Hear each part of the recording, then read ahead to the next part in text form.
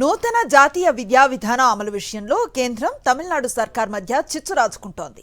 తమిళీయులపై బలవంతంగా హిందీని రుద్దేందుకు మోదీ ప్రభుత్వం ప్రయత్నిస్తోందని ఆరోపిస్తున్న డీఎంకే రేపు రాష్ట్ర వ్యాప్తంగా ఆందోళనలకు పిలుపునిచ్చింది. డీఎంకే, కాంగ్రెస్ సహా కూటమి మిత్రపక్షాలు ఈ నిరసనల్లో పాల్గొనున్నాయి.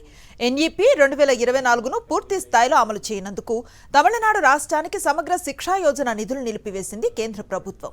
నిధులు విడుదల చేయాలంటే త్రిభాషా విధానం సహా అన్ని నిబంధనలు అమలు చేయాల్సిందేనని షరతు పెట్టింది. దీనిపై స్టాలిన్ సర్కార్ భొగ్గుమంది. ప్రతిపక్ష అన్నా డీఎంకేతో పాటు విజయ పార్టీ, టీవీకేకు కూడా కేంద్రం చర్యను తప్పుపట్టాయి. సమాఖ్య వ్యవస్థపై దాడిగా అభివర్ణించాయి.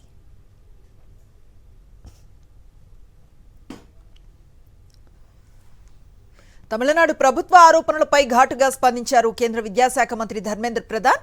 రాజకీయ కారణాలతోనే జాతీయ విద్యా విధానాన్ని స్టాలిన్ సర్కార్ తిరస్కరిస్తోందని ఆక్షేపించారు. తమిళ భాషకు కేంద్రం అత్యున్నత గౌరవం ఇస్తోందని, కాశీ తమిళ సంగమం నిర్వహిస్తున్నామని పేర్కొన్నారు ధర్మేంద్ర ప్రధాన్. జాతీయ విద్యా విధాన అమలుకు కేంద్రం కట్టుబడి ఉందని స్పష్టం చేశారు.